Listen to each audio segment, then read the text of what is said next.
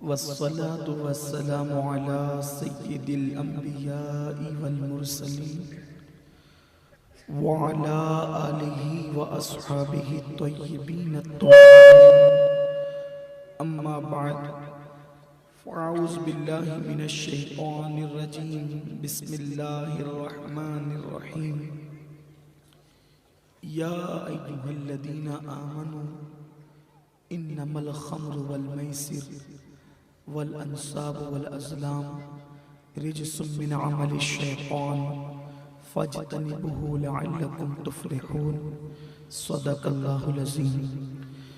गौसे आज़म बमने बेसरो सामा मददे क़िबले दी मददे काबे ईमा मददे इंतज़ारे करमे तुस्त मने आईनी राए खुदा जुबो खुदा बीनो खुदा दा मददे बगिरदा बेबला उफ्ताद कश्ती ज़ईफ़ानो शिकस्ता रात पुश्ती बाँक के ख्वाजे उस्मान हारून मदद कुन या मुईनुद्दीन चिश्ती मदद कुन या मुईनुद्दीन चिश्ती मदद कुन या मुईनुद्दीन चिश्ती। लायक इज़्ज़त तकरीम नाज़िम इजलास हज़रत अल्लामा नजमुल हक मिसबाही बरकाती साहब, ज़वील एहतिराम ज़वील एहतिशाम बासफ़ा हज़रात उलमाए किराम, हाज़रीन महफ़िल, इज़्ज़त माब इफ़्फ़त माब पर्दा नशीन माओ और बहनों, अस्सलामु अलैकुम व रहमतुल्लाहि व बरकातुहू। इंतहाई अक़ीदत व मोहब्बत के साथ अपने और सारी कायनात की मरकज़ अक़ीदत अनीसे बेकसां चारसाज़े दर्दमंदां, हम गरीबों के गमगुसार, हम फ़कीरों की सरवत, शहरयारे इरम ताजदारे हरम नौबहारे शफ़ाअत, शब असरा के दूल्हा नौशे बज़्म जन्नत, दानाए सुबुल मौलाए कुल ख़त्मुर रसूल, खुसरवे खूबां सय्याहे लामकां वजहे कुन फ़कां, दुर्रिल्लाहिल मकनून सिर्रिल्लाहिल मख़ज़ून, आलिमे मा काना व मा यकून, आबो गिले अंबिया जानो दिले अस्फिया, मतले हर सआदत मक़ते हर सियादत, खुलासे कायनात फ़ख्रे मौजूदात, हुज़ूर अहमदे मुजतबा मुहम्मद मुस्तफ़ा अरवाह नाफ़िदा सल्लल्लाहु तआला अलैहि व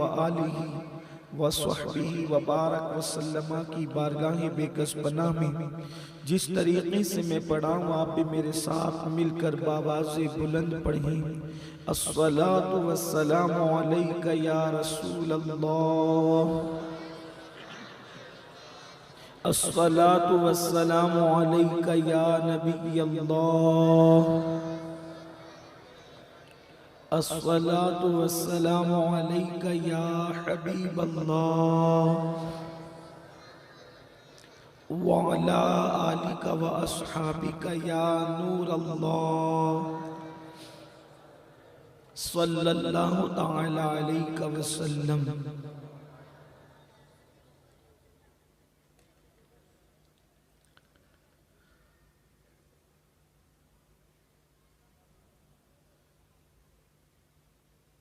रुख दिन है या महरे समा, ये भी नहीं वो भी नहीं,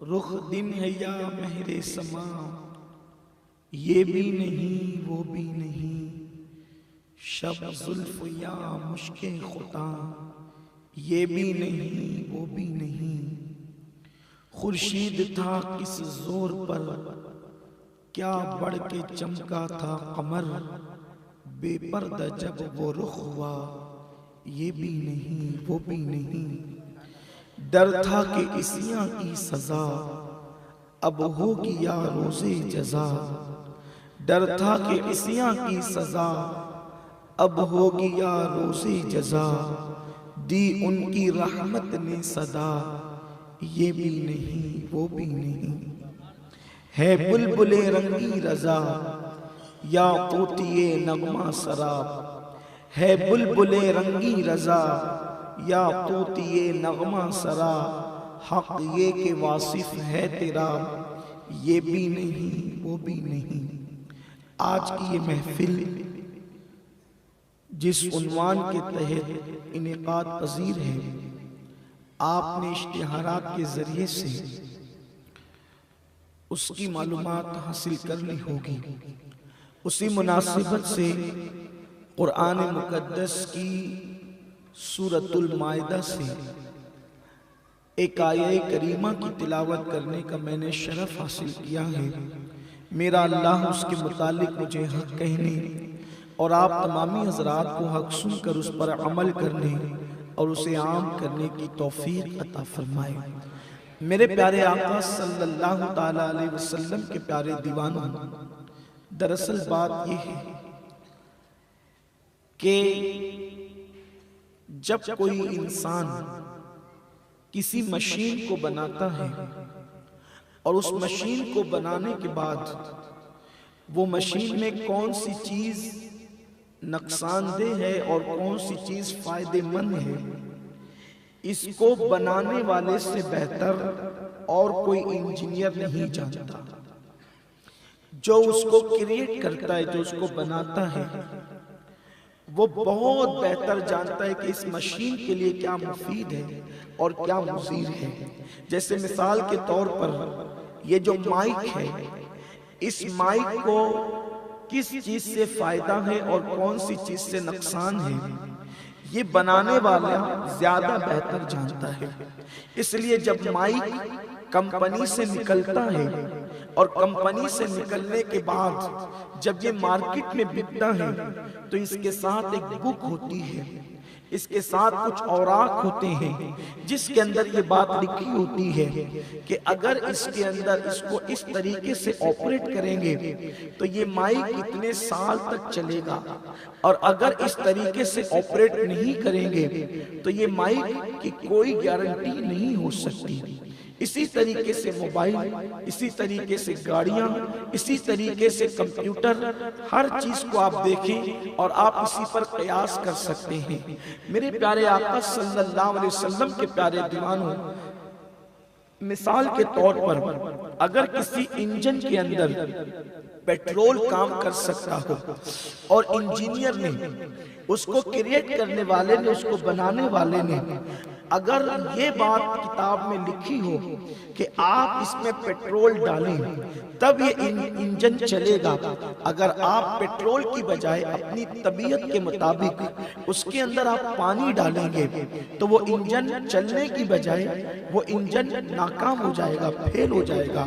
अगरचे वो नया इंजन है, उसकी गारंटी बहुत है, उसकी वारंटी बहुत है, लेकिन उसके अंदर आपने पेट्रोल की बजाय अगर पानी डाला, इंजीनियर की नसीहत के मुताबिक, इंजीनियर की वसीयत के मुताबिक, इंजीनियर की हिदायत के मुताबिक अगर आपने उस पर अमल नहीं किया तो वो इंजन आपके काम भी नहीं आएगा, उल्टा आपके सारे पैसे जाये हो जाएंगे और आप नुकसान में पड़ जाएंगे। मेरे आका सल्लल्लाहु अलैहि वसल्लम के दीवानों, पता चला अगर इंजन को काम में लेना है, मशीन को काम में लेना है, अगर किसी आले को काम में लेना है तो इंजीनियर ने, बनाने वाले ने उसको जिस हिदायत के तहत इस्तेमाल करने का हुक्म दिया उसी के मुताबिक आपको इस्तेमाल करना होगा। अगर आपने उसमें पेट्रोल डालने के लिए उसने कहा तो आपको पेट्रोल ही डालना होगा, अगर डीजल डालने के लिए कहा तो डीजल डालना होगा, अगर रॉकेल डालने के लिए कहा तो रॉकेल डालना होगा। इसी पर आप कयास कर सकते हैं। मेरे आका सल्लल्लाहु अलैहि वसल्लम के दीवानों, दरअसल बात यह है कि जैसे अलग अलग इंजन और मशीनें हैं वैसे ही इंसान गोया के बशक्ले मशीन है, बल्कि बशक्ले इंसान गोया की एक मशीन है। हमारा सीना भी एक मशीन है, हमारी सांसें उसके तहत चल रही है और अल्लाह तबारक व तआला इसका क्रिएटर है। अल्लाह रब्बुल इज्जत ने इसको बनाया है। अल्लाह रब्बुल इज्जत इंसान के बारे में ज्यादा बेहतर जानता है कि कौन सी चीज इंसान के लिए फायदेमंद है और कौन सी चीज इंसान के लिए नुकसानदेह है। इसीलिए अल्लाह तबारक व तआला ने जब इंसान को बनाया तो इंसान को बनाने के बाद जब मेरे अल्लाह ने इंसान को जमीन पर भेजा तो जमीन पर भेजने के बाद अल्लाह रब्बुल इज्जत ने यूं ही इंसान को नहीं भेज दिया, बल्कि अल्लाह तबारक व तआला ने इंसान अपनी बॉडी को किस तरीके से यूज करेगा, इंसान अपनी बॉडी का किस तरीके से इस्तेमाल करेगा, उसका अल्लाह तबारक व तआला ने पूरा चार्ट, कभी सहीफों की शक्ल में, कभी तौरेत की शक्ल में, कभी इंजील की शक्ल में, अल्लाह तबारक व तआला ने कभी ज़बूर की शक्ल में इंसानों को जिंदगी गुजारने का लाहे अमल अता फरमाया।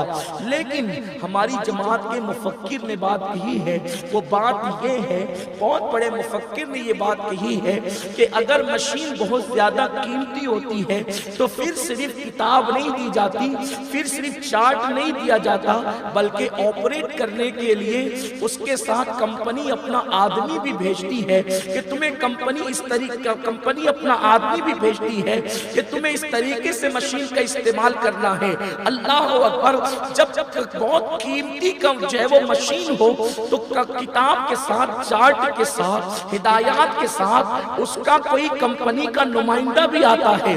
अल्लाह के नजदीक इंसानी जिस्म से ज्यादा कीमती अपनी मखलूक में कोई जिस्म न था, तो अल्लाह रब्बुल इज्जत ने इंसान को जिंदगी गुजारने के लिए कुरान जैसा दस्तूर हयात भी अता फरमाया और सैयदुल आलमीन, सैयदुल इंसान, सैयदुल जिन, अल्लाह अकबर, जिन्नों के सरदार, इंसानों के सरदार, मलाइका के सरदार, नबियों के सरदार, सैयदुल अंबिया सल्लल्लाहु अलैहि वसल्लम को अल्लाह तबारक व तआला ने अपना नायबे अकबर बना करके जमीन पर भेजा और बताया कि इंसानों, ये जो तुम्हारे जिस्म की साख्त है, ये जो तुम्हारे जिस्म की बनावट है, तो तुम अपनी जिस्म की बनावट का इस्तेमाल किस तरीके से करोगे, इंसानी जिस्म के लिए क्या मुफीद है, अल्लाह ने उसको हलाल कर दिया, इंसानी जिस्म के लिए क्या मुजीर है, अल्लाह ताला ने उसको हराम कर दिया, इंसान के लिए कब सोना मुफीद है, इंसान के लिए कब उठना मुफीद है।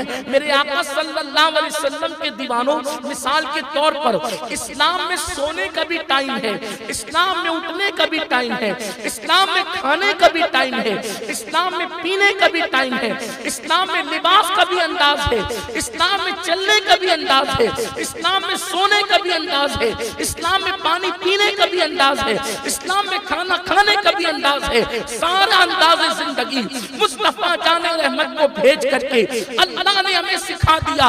अल्लाह अकबर, इतनी अजीम जात जिसको देख करके फरिश्ते भी हैरत करते हैं, अगर लिबासे बशर पहना करके उनको अल्लाह रब्बुल इज्जत ने भिजाया है तो सिर्फ हमारी खातिर भिजाया है, वरना हाल तो ये है वो हर आलम की रहमत है। किसी आलम में रह जाते ये उनकी मेहरबानी है कि ये आलम पसंद आया। और अल्लाह अकबर, जब लिबासे बशर पहना कर अल्लाह ने इंसानों में महबूब को भिजा दिया तो अल्लाह इंसानों से भी प्यार करने लगा।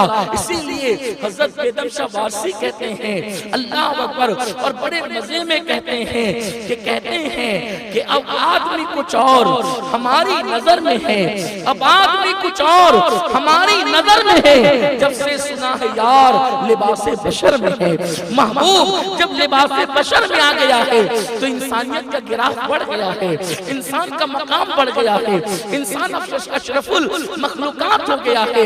मेरे प्यारे आका अलैहिस्सलाम के दीवानों, हमारे यहाँ सोने का भी टाइम है, हमारे यहाँ काम करने का भी टाइम है।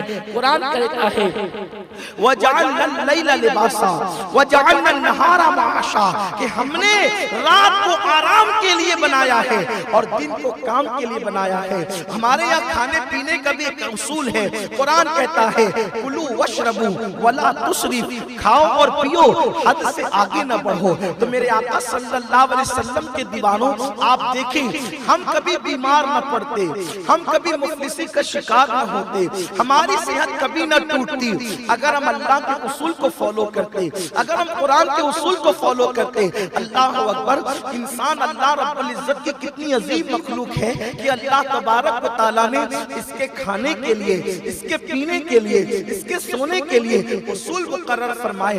मिसाल के तौर पे उलमाए किराम सदियों से बोलते आ रहे हैं कि बैठकर पानी पीना सुन्नत है, बैठकर पानी पियोगे तो घुटने के और जोड़ों के मर्ज से महफूज रहोगे। हालांकि हमारे यहाँ तो मर्ज से महफूज रहना नहीं रहना ये एक अलग उन्वान है। हमारे नबी ने फरमा दिया, हमारे लिए इससे बड़ी कोई बात नहीं है। लेकिन अल्लाह अकबर, अभी चंद दिनों पहले वो जो है वो अल्लाह अकबर एक अखबार ने, हिंदुस्तान के एक अखबार ने, टाइम्स ऑफ इंडिया ने ये बात लिखी कि बैठकर पानी पीने से फायदा है, खड़े होकर पानी पीने से बीमारियां आती है। आप अंदाजा फरमाएं, साइंस जैसे जैसे तरक्की कर रही है, नए नए इंकशाफात होते जा रहे हैं, वैसे वैसे इस्लाम का चेहरा जो है वो हसीन चेहरा लोगों के सामने खुल करके सामने आता जा रहा है। जब इस बात को आप समझ चुके कि अल्लाह रब्बुल इज्जत ने वही चीजें हम पे हलाल की है जो हमारी सेहत के लिए मुफीद थी, और उन चीजों को हराम कर दिया है जो हमारी सेहत के लिए मुज़िर थी। आप देखें, अगर कोई इंसान पेशाब करकर जल्दी सो जाए और जल्दी सुबह को उठ जाए तो फिर वो जल्दी से बीमार नहीं पड़ता, वो बहुत देर तक के जो वो जवान रहता है, वो जल्दी से बूढ़ा नहीं होता। मेरे आका सल्लल्लाहु अलैहि वसल्लम के दीवानों, देखो एक बजाई छोटी सी सुन्नत है, मेरे नबी की कोई सुन्नत छोटी नहीं है, लेकिन आपको बताता हूँ बजाई छोटी सी सुन्नत है। सोने से पहले सर में तेल लगाना और सोने से पहले जो है वो आंखों में सुरमा लगाना। हुजूर हाफिज मिल्लत रहमतुल्लाहि तआला अलैह अल्लाह अकबर 60 साल की उम्र के बाद भी बगैर चश्मे के कुरान मुकद्दस की तिलावत करते थे। किसी ने पूछा कि आप बगैर चश्मे के कुरान शरीफ कैसे पढ़ते हैं और किताबों का मुताला कैसे करते हैं? तो इरशाद फरमाया, मैंने जिंदगी में रसूलुल्लाह की सुन्नत सुरमा लगाते, सोने से पहले सुरमा लगाने की सुन्नत को कभी तर्क नहीं किया। ये उसी की बरकत है कि अल्लाह ने मेरी आंखों में रोशनी को कायम रखा है। मेरे प्यारे आका सल्लल्लाहु अलैहि वसल्लम के प्यारे दीवानों, मुझे अफसोस है अगर डॉक्टर कहते इसमें नुकसान है तो मुसलमान वो काम नहीं करते, लेकिन रसूलुल्लाह ने फरमाया कि इससे बचो तो लोग उससे क्यों नहीं बचते? हालांकि डॉक्टर की नजर वहां तक के नहीं देख सकती जहां तक की नजर मुस्तफा जाने रहमत की निगाहें देखती है। हुजूर की निगाहें जहां तक देखती है वहां तक डॉक्टर की नजर नहीं देख सकती, वहां तक साइंस की नजर नहीं देख सकती, वहां तक किसी इंसान की नजर नहीं देख सकती। दूरबीनों की नजरें वहां तक नहीं जाती है, आलात वहां तक नहीं देखते हैं जहां तक खुदा का महबूब देखता है। वो निगाहें झुका ले तो सरा देखते हैं, वो निगाहें उठाए तो लौहे महफूज देखते हैं। मेरे प्यारे आका अलैहिस्सलाम के प्यारे दीवानों, आओ आपको बताऊं, जब ये ज़ाब्ता हमें मिल गया कि वो मुफीद जो मुफीद था अल्लाह रब्बुल इज्जत ने हम पे हलाल किया, जो मुज़िर था अल्लाह ने वो हम पे हराम किया, लेकिन इस फलसफे को हम समझ न सके और हम अपनी तबीयत के मुताबिक जिंदगी गुजारने लगे। देखिए आपको मैं एक बात बताता हूँ, अपने उन्वान की तरफ हम चलते रहेंगे, लेकिन एक बात आपको बताता हूँ, आप परेशान नहीं होना, इसलिए कि आज आपने इस्लाह मुआशरा का उन्वान किया है, इसलिए अल्लाह करे किसी के दिल में बात उतर जाए। देखो हम हंसते ज्यादा हैं लेकिन हम रोते नहीं हैं, रोते नहीं हैं और हंसते ज्यादा हैं। कहकहा लगाने से अल्लाह के रसूल अलैहि सलाम ने मना फरमाया है। हुजूर फरमाते हैं कहकहा लगाने से दिल मुर्दा हो जाता है। हुजूर फरमाते हैं हंसा कम करो और रोया ज्यादा करो। आप जानते हैं चीन की सरजमीन पर बाज़ाब्ता तौर पर जैसे हमारे यहाँ कैरम कलबे हैं, जैसे हमारे यहाँ होटलें हैं, जैसे हमारे यहाँ कलबे हैं, शराब के अड्डे हैं, वैसे चीन की सरजमीन पर आप तहकीक करके देखें, नेट पे सर्च कर ले आप कि चीन की सरजमीन पर ऐसे बार बने हुए हैं जहां पर लोग जमा होकर के खामखा रोते हैं, कुछ नहीं बस खामखा रोते हैं और जबरदस्ती रोते हैं। आपसे मैं पूछना चाहता हूं, इसलिए कि चीनी डॉक्टरों की तहकीक ये है कि अगर बंदा 24 घंटे में थोड़ा सा रो ले तो उसको हार्ट अटैक नहीं होगा, उसको जो है वो दिल का बोझ हल्का हो जाएगा। मैं कहता हूँ लोग आज जबरदस्ती रो रहे हैं। मुस्तफा जाने रहमत ने 1450 साल पहले अल्लाह के खौफ में रोने का हुक्म अता फरमाया। आप अंदाजा अंदाजा तो करें। हुजूर अलैहिस्सलाम फरमाते हैं अगर किसी मोमिन की आंख से मक्खी के सर के बराबर एक आंसू निकल आए तो अल्लाह उस चेहरे पे जहन्नम की आग को हराम फरमा देता है। आपसे मैं पूछना चाहता हूँ, हुजूर ने रोने का हुक्म दिया, हुजूर के इश्क में रो, अल्लाह की मोहब्बत में रो, बल्कि मेरे आका फरमाते हैं अल्लाह उन लोगों को क़यामत के दिन अर्श का साया अता फरमाएगा जो तन्हाई में अल्लाह का जिक्र करते हैं और अल्लाह की मोहब्बत में उनकी आंखों से आंसू निकलने लगते हैं। अल्लाह अकबर। आंसुओं की कद्र लोग आज जान रहे हैं, आंसुओं की कीमत लोग आज जान रहे हैं। और इस्लाम आज से 1450 साल पहले रोने का हुक्म देता है, लोग जबरदस्ती रो रहे हैं। इस्लाम अल्लाह के हुक्म में रो, अल्लाह की मोहब्बत में रोने की बात करता है। आप देखो हुजूर अलैहिस्सलाम की 63 साला जिंदगी में रात रात पर आंसू नजर आएंगे। हुजूर जितना रोए उतना कोई नहीं रो सकता। मेरे आका सल्लल्लाहु अलैहि वसल्लम के दीवानों, रोने से इंसान डिप्रेशन से निकलता है, रोने से इंसान का दिल हल्का होता है, रोने से इंसान के दिमागी टेंशन खत्म होते हैं। मेरे प्यारे आका अलैहिस्सलाम के दीवानों, लोग बार बना रहे रोने के लिए, हुजूर अलैहिस्सलाम ने अल्लाह के जिक्र के बाद रोने का हुक्म दिया, खुदा की मोहब्बत में रोने का हुक्म दिया। अगर एक एक चीज ऐसी मैं आपके सामने पेश करूं तो आपकी अकल दंग रह जाएगी। तो मेरे आका सल्लल्लाहु अलैहि वसल्लम के दीवानों, इस्लाम जो बात कहता है उसमें फायदा फायदा और सिर्फ फायदा है। तो इस्लाम ने ये बात हमें बताई समझाई कि जिसम इंसानी के लिए जो चीजें नुकसानदेह थी अल्लाह ने उसको हराम कर दिया। हत्ता के हंसना, ज्यादा हंसना सेहत इंसानी के लिए नुकसानदेह था। आप जानते हैं बहुत सारे डॉक्टरों ने ये बात की है, ज्यादा कहा लगाकर हंसने के बाद हार्ट अटैक का अंदेशा है, यानी इंसान को दिल का दौरा पड़ सकता है। और ऐसा हुआ है। मेरे प्यारे आका सल्लल्लाहु अलैहि वसल्लम के प्यारे दीवानों, इस्लाम ने 1450 साल पहले, जबकि दिल के दौरे का कोई तसव्वुर नहीं था, इस्लाम ने उस वक्त कहा लगाकर हंसने से मना फरमाया। लेकिन अफसोस मुसलमानों ने अपने मजहबी तालीम की वो कद्र नहीं की जैसा कि कद्र करने का हक था। लोग हदीसें पढ़ते रहे, हदीसों पे तहकीक करते रहे और मुसलमानों का हाल ये कि मुसलमान अभी इसी में उलझे हुए हैं कि इस हदीस की सनद पर जो है किसने कितनी जिरा की है और इस हदीस की सनद पर किसने क्या लिखा है। मेरे प्यारे आका इस्लाम के प्यारे दीवानों, फन्ने हदीस का मुझे इनकार नहीं है, उलूम फनून हदीस का मुझे इनकार नहीं है, फन्ने अस्माउल रिजाल से मुझे कोई जय वो माज़अल्लाह इनकार नहीं है। लेकिन मैं सिर्फ इतना कहना चाहता हूँ कि ये सारी इस्तिलाहात उलमा और मुहद्दिसीन के लिए खास है, अवाम के लिए तो बस इतना ही है कि मुस्तफा जाने रहमत का फरमान आ गया, उम्मत उस पर ईमान लेकर के आए। हम किताबें नहीं देखते, हम अपने नबी का फरमान अगर दीवार में लिखा होता है हम उसको भी मान लिया करते हैं। इसलिए कि हमें क्या बड़ी किताबों से, हम तो यार के कौल पर झुकते हैं, हम तो महबूब के फरमान पर झुकते हैं। इमाम अहले सुन्नत ने फतावा रज़विया शरीफ में एक वाक़या लिखा है। क्या लिखा है? इमाम अहले सुन्नत लिखते हैं कि अल्लाह के रसूल अलैहिस्सलाम का फरमान है कि अगर कोई बुध के दिन नाखून काटे तो बुध के दिन नाखून काटने वाले को जुज़ाम का मर्ज होने का अंदेशा है, उंगलियों की बीमारी होने का अंदेशा है। एक मुहद्दिस तक की हदीस पहुंची तो उन्होंने ये देखा कि इसकी सनद में तो ज़ौफ़ है, तो सोचा कि चलो हदीस ज़ईफ़ है तो बुध को नाखून काट लेते हैं। कभी कभी ज्यादा पढ़े लिखे लोग जो है बहुत ज्यादा एहसास बरतरी का शिकार हो जाते हैं। अच्छी तरह याद रखें कि कितना भी पढ़ ले, मुस्तफा जाने रहमत की नालैन के नीचे रहा करें, ऊपर बढ़ने की कोशिश करोगे तो हलाक हो जाओगे। आप जानते हैं मेरे आका इस्लाम के दीवानों, इल्म का गुरूर तुम्हें नबी की बराबरी में खड़े होने का तसव्वुर पैदा न करे, इसलिए कि कुजा हम हैं और कुजा मुस्तफा जाने रहमत के साथ है। मुर्शिद आजम सैयदी मुफ्ती आजम कहते हैं कहाँ हम खाक उफ्तादा, कहाँ तुम ऐश है वाला, अगर मिसले ज़मी हम हैं तो मिसले आसमां तुम हो। ये क्या मैंने कहा? मिसले समा तुम हो माअज़ल्लाह, मुनज़्ज़ा मिस्ल से बढ़कर ज़हर वहमो गुमा तुम हो।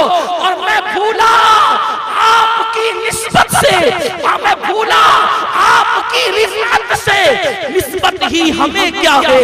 मैं भूला आपकी रिफ़अत से, निस्बत ही हमें क्या है। मैं भूला आपकी रिफ़अत से, कितनी रिफ़अत, कितनी रिफ़अत, कसरे तनाबत नशाई जाते ये है, आते ये है, जहां जिब्रील के पर खतरे हैं उसके आगे मुस्तफा जान रहमत जाते हैं, जहां कैफ के पर जलते हैं उसके आगे मुस्तफा जान रहमत जाते हैं, जहां रिफतों का तसव्वुर खत्म होता है उसके आगे मुस्तफा जान रहमत जाते हैं। मुफ्ती आजम कहते हैं मैं भूला आपकी रिफत से निस्बत ही हमें क्या है, वो कहने भर की निस्बत थी, कहां हम हैं कहां तुम। ये तो सिर्फ कहने की बात है, समझ में समझाने की बात है, वरना उनकी बुलंदियों तक तो जिब्रील का तसव्वुर इतने बुलंद है मेरे आका, जहां जनाबे मूसा का गुमान नहीं जा सकता। आमिना के लाल के उस असरों का हाल ये है। तो मेरे आका सल्लल्लाहु अलैहि वसल्लम के दीवानों, अर्ज ये कर रहा था कि एक मुहद्दिस ने सोचा कि इस हदीस की सनद पर तो जिरा है, ज़ऊफ़ इसकी सनद में ज़ईफ़ है ये हदीस। आजकल ज़ईफ़ हदीसों का बड़ा अजीब हाल किया है इस कौम ने। हदीस के नाम पर हदीस का कत्ल आम हो रहा है, हदीस की इस्तिलाहात का मिसयूज हो रहा है, गलत इस्तेमाल हो रहा है। ज़ईफ़ हदीस को ऐसी हिकारत की नजर से देखा जाता है जैसे ये हदीस है, हालांकि आपने जिसको ज़ईफ़ हदीस कह दिया इसका मतलब उसका हदीस होना साबित हो गया। अब बड़े से बड़े आदमी के कलाम की वो शान नहीं है जो ज़ईफ़ हदीस की शान। हदीस ज़ईफ़ है लेकिन है तो कौले रसूल ना। अब कौले रसूल के बराबर किसका कौल हो सकता है? तो मुहद्दिस साहब ने नाखून काट लिए, खुदा का करना उनको जुज़ाम हो भी गए, नाखून के उंगलियों के मर्ज़ में गिरफ्तार हो गए, लेकिन थे मकबूल बारगाह रिसालत। और जो करीबी होते हैं ना उनको जल्दी से जो है वो गोया की सजा मिलती है ताकि वो यही होशियार हो जाए तो आखिरत में पकड़े। दुनिया में पकड़ जल्दी होती है ताकि आखिरत में बच जाए। जुज़ाम भी हो गया, हुजूर ख्वाब में आए, उन्होंने अर्ज़ की हुजूर मेरी उंगलियां देखे मुझे जुज़ाम हो गया है। सरकार ने बताया मैंने तो मना किया था ना बुध के दिन नाखून काटने को, तूने क्यों काटा? हालांकि बहुत लोग काटते हैं मगर उनको नहीं होता, इसलिए कि जिनके रुतबे हैं सिवा, उनको सिवा मुश्किल है। पड़ोस का बच्चा गाली देकर भाग जाए तो भी कुछ नहीं होता, खुद का बेटा हूं कह के जाए तो तमाचा पड़ता है। तमाचा इसलिए पड़ता है कि है अपना, जो करीबी होता है ना उसमें जल्दी से फटका पड़ता है, तो और लोगों को कभी नहीं होता। अल्लाह अकबर, तो कहा हुजूर जुज़ाम हो गया, तो मैंने मना नहीं किया था कि बुत को नाखून नहीं काटना। उसकी हुजूर हदीस तो है लेकिन ज़ईफ़ है। सरकार ने ज़ईफ़ है लेकिन है तो मेरी हदीस ना, ज़ईफ़ है लेकिन है तो मेरी हदीस ना। अब पता चला कि ये हदीस को जो ज़ईफ़ कह करके मजाक उड़ा रहे हो ना, ये एक मुसलमान का शेर है, ये सिर्फ मुहद्दिसीन की इस्तिलाह है। और इस्तिलाहात इसलिए वज़ा की गई है ताकि अहकामात के मामलात उम्मत तक पहुंचाए जाएं और उसकी हैसियत को तयन की जाए। लेकिन अगर हदीस ज़ईफ़ भी हो तो कौले रसूल होने में शक क्या है? हमारे लिए तो बड़ी अजीम है ना, कौले रसूल है वो। तो मेरे प्यारे आका अलैहिस्सलाम के दीवानों, मैं अपनी कौम को बता रहा था कि मेरे प्यारे आका सल्लल्लाहु अलैहि वसल्लम के दीवानों, लोग हदीसों में तहकीक करते रहे, हदीसों पर रिसर्च करते रहे, और हमारा हाल ये कि हम इस्तिलाहात ही में अवाम में उलझे और उलझाते रहे। लोग कहां से कहां पहुंच गए और हम वही के वही रह गए। तो याद रखना मेरे आका सल्लल्लाहु अलैहि वसल्लम के दीवानों, जो चीजें नुकसानदेह थी अल्लाह के रसूल ने उससे मना किया, अल्लाह ने उससे मना किया। जो फायदेमंद थी अल्लाह रब्बुल इज्जत ने उसका इस्तेमाल का हुक्म दिया। उसी में से एक चीज जो है वो नशा है। नशा इस्लाम की सेहत के लिए बहुत मुजीब था, बड़ा खतरनाक था। इसीलिए मेरे करीम आका ने फरमाया कुल्लु मुस्किरिन हराम, हर नशा आवर चीज हराम है। मेरे आका अलैहिस्सलाम के दीवानों, गोया के रसूल पाक की नजरें 1450 साल के बाद का माहौल देख रही थी। आप देखें आज हमारी कौम जो है सिर्फ शराब से नशा नहीं करती, बल्कि हमारी कौम के जवान मुख्तलिफ चीजों से नशा करते हैं, मैं उन सारी चीजों को जानता हूँ, लेकिन जिक्र इसलिए नहीं करना चाहता कहीं ऐसा न हो कि किसी की मालूमात में नहीं हो तो मालूमात में इजाफा हो जाए कि इससे भी नशा होता है और इससे भी नशा होता है। मैं वो बातें नहीं कहना चाहता, लेकिन इतना जरूर कहना चाहता हूँ, आज अलग अलग तरीके नशे के हो गए हैं, अलग अलग अंदाज से नशा किया जाता है। मेरे आका अलैहिस्सलाम के प्यारे दीवानों, अल्लाह के हबीब गैब दा नबी सल्लल्लाहु अलैहि वसल्लम ने 1450 साल पहले नशे की मुज़म्मत को बयान फरमाया। अब नशे के नुकसानात क्या हैं, थोड़ा सा दिल के कानों से सुने। यकीनन इस मजमे में बैठे हुए लोग नशा करने वाले नहीं हैं। अगर ये नशा करने वाले होते तो ये इस वक्त नशे की हालत में बिस्तर में पड़े होते, लेकिन आपके जरिए से अल्लाह के उन बंदों तक पैगाम पहुंचाना हमारा मकसद है जो नशे में डूबकर अपनी जिंदगियों को तबाह कर रहे हैं, अपनी आखिरत को तबाह कर रहे हैं, अपने घर को तबाह कर रहे हैं। मेरे आका सल्लल्लाहु अलैहि वसल्लम के दीवानों, आइए थोड़ा सा तजज़िया करते हैं। हालांकि हमारे पास टाइम बहुत कम है, मुख्तसर सा वक्त है, लेकिन उसमें जितना वक्त जो है वो जितनी बातें अर्ज कर सकते हैं, अल्लाह इसमें बरकत दे। आप बहुत ध्यान से सुनना ताकि आप किसी बंदे तक की बात पहुंचा सके। आज हमारे माशरे के अंदर नौजवान लड़के, बिलखुसूस 16-16, 17-17 साल के हमारे बच्चे गलत सोहबत में रहकर, स्कूल के दोस्तों की सोहबत में रहकर, कॉलेज के दोस्तों की सोहबत में रहकर, यूनिवर्सिटी के दोस्तों की सोहबत में रहकर, या गली मोहल्ले के गलत लड़कों की सोहबत में रहकर वो लोग नशे की तरफ जा रहे हैं। नशे का सबसे बड़ा नुकसान क्या है? देखो, नशा, नशे को नशा इसलिए कहते हैं, बल्कि अरबी में शराब को खम्र कहते हैं, और उसको खम्र इसलिए कहते हैं कि जब इंसान नशा करता है तो उसकी अक्ल पर नशा गालिब आ जाता है और उतनी देर तक के उसकी अक्ल काम नहीं करती। अब उस दरमियान में वो अपनी माँ को मार भी सकता है, वो अपनी बीवी को तलाक भी दे सकता है, वो किसी की बीवी की आबरू पे हमला भी कर सकता है। इसीलिए मेरे आका ने फरमाया, शराब उम्मुल खबाइस है, यानी कि ये हर बुराई की जड़ है। अल्लाह हर मुसलमान को नशे से बचाए। ये लानत हमारे मुल्क को, हमारे माशरे को तबाही के कहानी पर ले जा रही है। अल्लाह अकबर। लोग कहते हैं मौलाना टेंशन हो गया था इसलिए मैंने नशा किया, मुझे किसी दोस्त ने धोखा दे दिया था इसलिए मैंने नशा किया, किसी लड़की की मोहब्बत में गिरफ्तार था और उसने मुझे धोखा दे दिया इसलिए मैंने नशा किया। अच्छी तरह याद रखना, याद रखो, हमारे मसाइल का हल नशे में नहीं है, इसलिए कि नशे से टेंशन का खात्मा नहीं है। जितनी देर तक हम नशे की हालत में होते हैं उतनी देर तक हम गम भूल जाते हैं, लेकिन नशा तो खत्म होने वाली चीज है। जैसे ही नशा खत्म होता है हमारे टेंशन और बढ़ जाते हैं।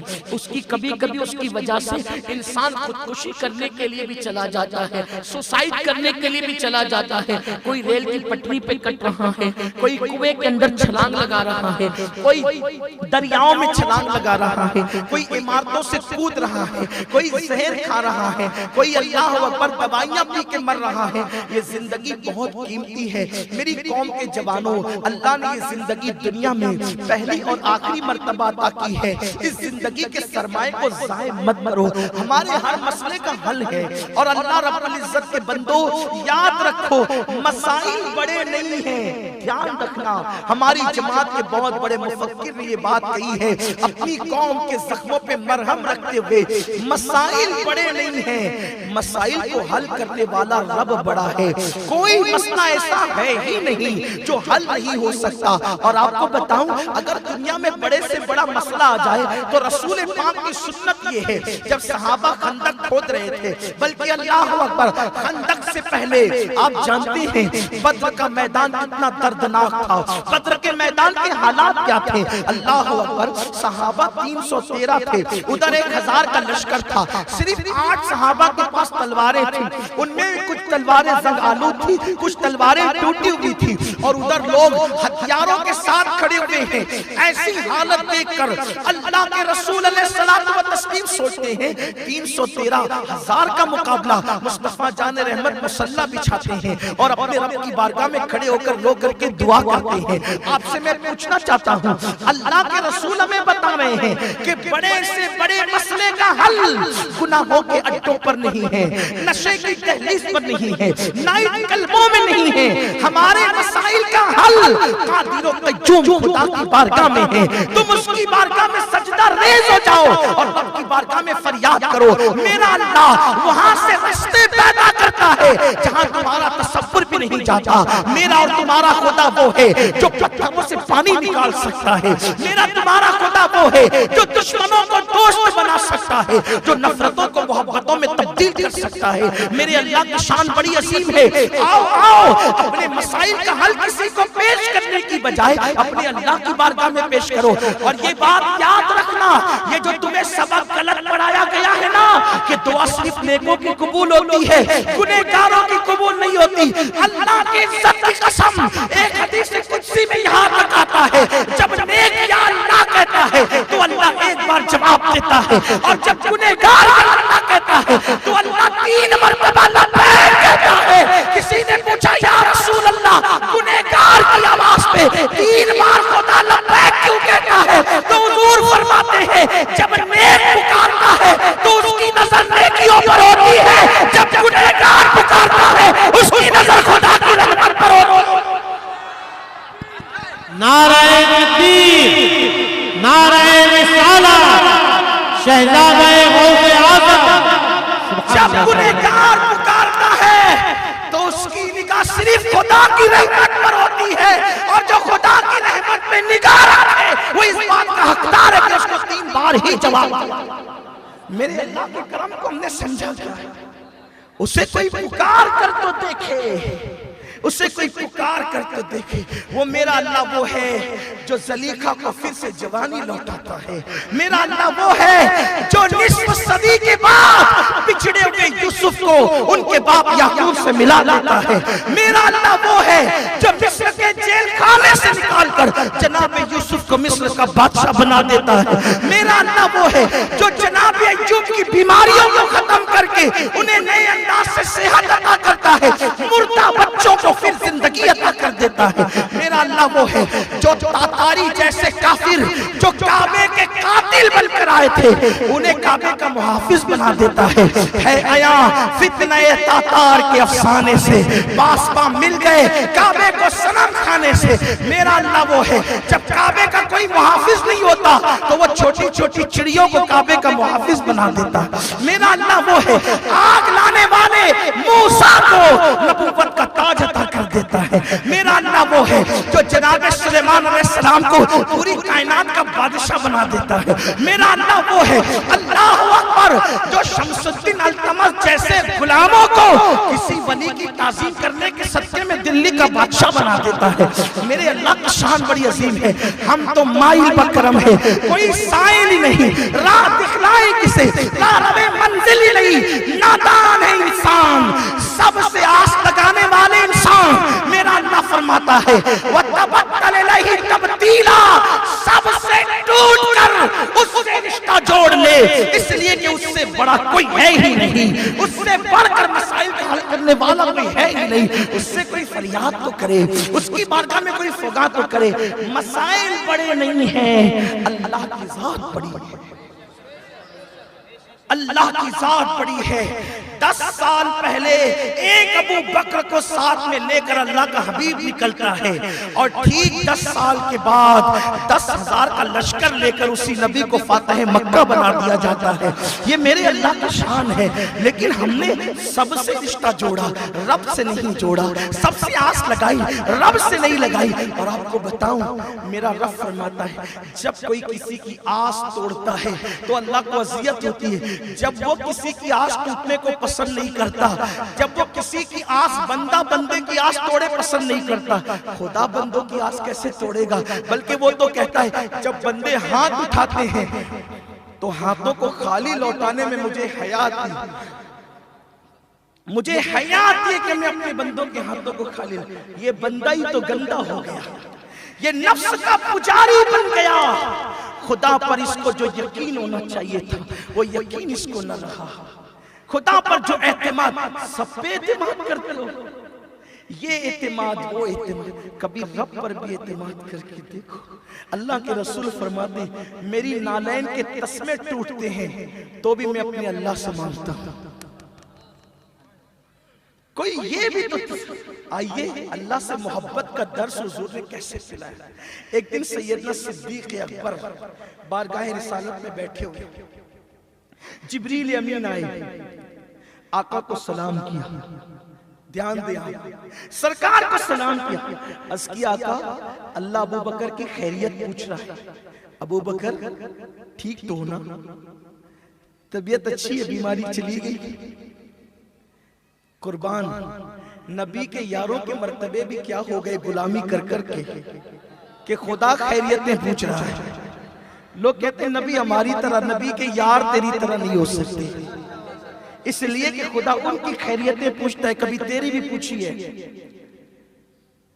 आप कहेंगे वो भी नमाजी थे, हम भी नमाजी थे, वो भी रोजेदार थे, हम भी रोजेदार थे, वो भी हाजी थे, हम भी हाजी थे, वो सदका देते थे, हम भी देते, वो ज़कात देते थे, हम भी देते, वो माँ बाप के फरमाबरदार थे, हम भी है। लेकिन अल्लाह ने कभी तेरी खैरियत भी पूछी। वजह यही है कि वो नबी के नालैन के नीचे थे, तू बराबरी का दावा कर रहा है, इसलिए तेरी खैरियत नहीं पूछी जाती। वरना जो उनकी नालैन के नीचे आ जाते हैं, फिर उस अब्दुल कादिर जिलानी को कहा जाता है तुझे मेरी कसम है खा ले। इंसान नहीं देखे जाते, महबूब की गुलामी देखी जाती, निस्बतें देखी जाती। कोई गुलाम बनकर तो देखे महबूब का। तो सिद्दीक अकबर से जिब्रील कहते हैं आका जी सिद्दीक से पूछें अब तो ये ठीक है ना, इनकी तबीयत अच्छी, बीमारी चली गई, अल्लाह पूछ रहा है इनसे। हालांकि चली गई थी ना, अल्लाह तो आलिमुल गैब व शहादा है, लेकिन बात ओपन करनी थी, छुपी हुई बात को उठाना था, इसलिए कभी पूछा जाता है। सरकार कहते हैं अबू बकर अल्लाह तेरी खैरियत पूछ रहा है मेरे यार, अब तो अच्छे हो, तबीयत ठीक है, बीमारी चली गई। सिद्दीक कहते हैं अल्हम्दुलिल्लाह चली गई। हुजूर कहते हैं तूने मुझे नहीं बताई, किसी को भी नहीं बताया। सिद्दीक अकबर कहते हैं हुजूर यार की शिकायत करने से शर्म आ गई, अल्लाह ने बीमारी दी तो शिकायत किससे करता, इसलिए शर्म आ गई। तवज्जो करें, ये मोहब्बत थी अल्लाह की, अल्लाह ताला से मोहब्बत थी। इससे कोई ये ना निकाले मसला कि अल्लाह किसी वक्त किसी से नहीं मांग सकते, नादान है वो लोग। अल्लाह देने के लिए भी महबूब का हाथ लेता है और लेने के लिए भी महबूब का हाथ वसीला बनाता है। ईमान डायरेक्ट नहीं दे सकता था ना, लेकिन पहले महबूब दिया, महबूब के जरिए ईमान दिया। ठीक, इबादत भी डायरेक्ट ले सकता था, लेकिन का नहीं, महबूब के जरिए लिया। वो कैसे? सजदे बहुत अल्लाह को पसंद है, 3 करके आएगा तो नहीं लूंगा, क्योंकि मेरे महबूब ने 3 नहीं किया। सजदे है पसंद, लेकिन तेरे नहीं, महबूब के। जब महबूब की नकल में 2 करेगा तो कबूल करूंगा, अगर बढ़कर 3 किया तो भी कबूल नहीं, घटाकर 1 किया तो भी कबूल नहीं। पता चला तेरे सजदों से कोई वास्ता नहीं है, हबीब की अदाएं प्यारी है, इसलिए तेरी इबादत कबूल की जाती है। तो मेरे प्यारे आका सल्लल्लाहु अलैहि वसल्लम के दीवानों, मसाइल का हल नशे में नहीं है, मसाइल का हल शराब की अड्डों पे नहीं है। ये शराब और नशा तुम्हें जिल्लत की घाटियों में उतारते हैं। जितने देर तक तुम नशे में होते हो, उतनी देर तक तुम्हारी अक्लें काम नहीं करती, और अकल न काम करने से नुकसान क्या है? एक, वो बाप अगर है तो अपने बच्चों की तरबियत सही नहीं कर सकता। बहुत तवज्जो से सुनो, थोड़ा ये बच्चे शरारत कर रहे हैं, लेकिन ये बच्चे बहुत अच्छे हैं, अभी चुप होंगे, बस ठीक है, अब ये आखिरी तक नहीं बोलेंगे, मुझे यकीन है। आका अलैहिस्सलाम के दीवानों, वो बच्चों की तरबियत नहीं कर सकता। एक अच्छे शोहर की हैसियत से बीवी का हक अदा नहीं कर सकता। बहुत हया के पर्दे में ये बात कहना चाहता हूं, बुरा लगे तो माफ करना, लेकिन आपने कहने के लिए बिठाया तो कहूंगा। डॉक्टरों की तहकीक ये है कि नशा करने वाला बीबी के वजीफे ज़ौजियत का हक अदा नहीं कर सकता। उसकी बीवी कभी उससे मुतमईन नहीं होती, नफसानी तौर पर, जिस्मानी तौर पर। और याद रखें, जिसकी बीवी अगर शौहर से नफसानी तौर पर मुतमईन न हो तो बहुत मुमकिन है कि उसके कदम गलत रास्ते की तरफ उठ सकते हैं। शरीफ होगी तो घुट घुट के मरेगी, और अगर शराफत की जंजीरें तोड़कर किसी के हाथ में हाथ देगी तो जिना के अड्डों की तरफ उसके कदम बढ़ेंगे। एक तो बच्चों की तरबियत से गया, दूसरा बीवी के हक से गया, तीसरा समाज में उसकी कोई इज्जत ना रही, चौथे, उसके शराब और नशे की वजह से उसके बच्चों को समाज में अच्छी नजर से नहीं देखा जाता। जब भी उसके बच्चे बेचारे मासूम बेगुनाह जब भी किसी फंक्शन में जाते हैं, शादी में जाते हैं, किसी प्रोग्राम में जाते हैं, तो लोग कहते हैं वो फला शराबी का बेटा है, ये फला शराबी की बेटी है। चौथी चीज ये कि उसके बच्चों को अच्छे रिश्ते नहीं आते, शरीफ खानदान के लोग उसको कबूल करने के लिए तैयार नहीं होते। आपसे पूछना चाहता हूँ, शराब के चंद कड़वे घूंट की वजह से, अपने छोटे से शौक की वजह से, नशे की वजह से कितना बड़ा नुकसान तुम मोल ले रहे हो। एक तो आखिरत में जो दर्दनाक अजाब होगा वो न खत्म होने वाला अजाब, वो दर्दनाक अजाब। अल्लाह अकबर। मेरे करीम आका मुस्तफा जान रहमत सल्लल्लाहु अलैहि वसल्लम इरशाद फरमाते हैं कि क़यामत के दिन जो नशा करते हैं उनको तीनतुल खब्बाल पिलाया जाएगा। सहाबा ने पूछा, या रसूल अल्लाह ये क्या है? अल्लाह के हबीब सल्लल्लाहु अलैहि वसल्लम फरमाते हैं ये जहन्नमियों का खोलता हुआ पीप है और जहन्नमी बिच्छुओं का जहर है जो शराबियों को पिलाया जाएगा। कौन शराबी? जिसने जिंदगी में सिर्फ शराब का एक घूंट पिया या सिर्फ एक मर्तबा नशा किया, उसको पिलाया जाएगा और उसको थुअड़ खिलाया जाएगा। थुअड़। पूछा गया ये थुअड़ क्या है? तो कहा कि ये कांटेदार जहन्नम के अंदर एक दरख्त है, ये उसका फल है। जैसे उसके मुंह में डाला जाएगा तो अल्लाह अकबर, उसके चेहरे का गोश्त तो झड़ झड़ के गिरेगा। मेरे प्यारे आका सल्लल्लाहु अलैहि वसल्लम के दीवानों, फरमाया गया जब किसी शराबी या नशे करने वाले को उसकी कब्र में रखा जाएगा, अंधा बहरा गूंगा फरिश्ता उस पर मुसल्लत किया जाएगा और वो फरिश्ते के हाथ में आग के हाथ, उसके उस फरिश्ते के हाथ में आग के लोहे के हथौड़े होंगे, यानी लोहे का हथौड़ा जो आग पर गरमाया गया होगा, जहन्नम की आग पर गरमाया गया होगा और वो फरिश्ता इतनी जोर से मारेगा कि उसकी आवाज उसकी कब्र से उठेगी तो मशरिक और मगरिब में गूंज जाएगी। इंसान और जिन्नात के सिवा सब उस आवाज को सुनेंगे। मैं तुमसे पूछना चाहता हूँ, छोटी सी हथौड़ी अगर उंगली पर लग जाए तो इंसान किस कदर बेचैन होता है। दुनिया का हथौड़ा अगर हड्डी पे लग जाए तो कितनी तकलीफ होती है। आपसे पूछता हूँ, बड़े से बड़ा हथौड़ा अगर हथौड़े को लोहे पे लोहे को मारा जाए, लोहे का हथौड़ा लोहे पे मारा जाए, लोहे का हथौड़ा पत्थर पे मारा जाए तो उसकी आवाज कहां तक आती है?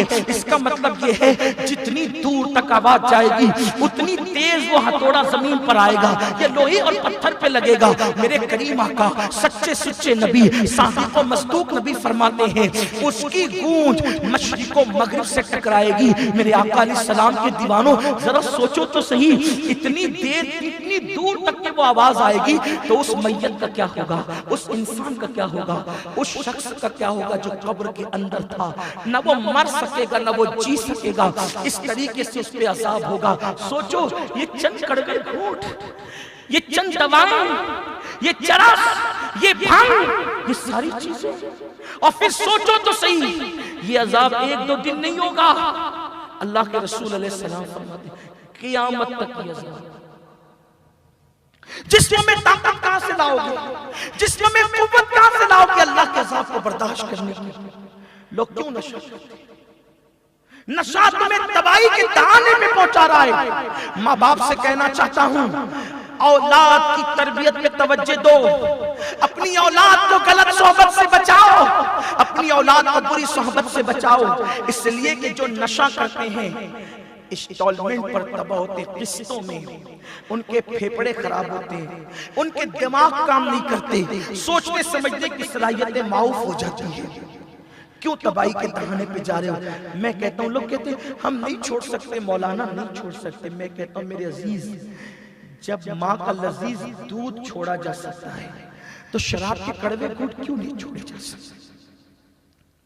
इंसान चाहे तो वो सब छोड़ सकता है, और शराब पीने वाला, नशा करने वाला बेमुरव्वत हो जाता है, किसी की मुरव्वत उसके दिल में नहीं रहती।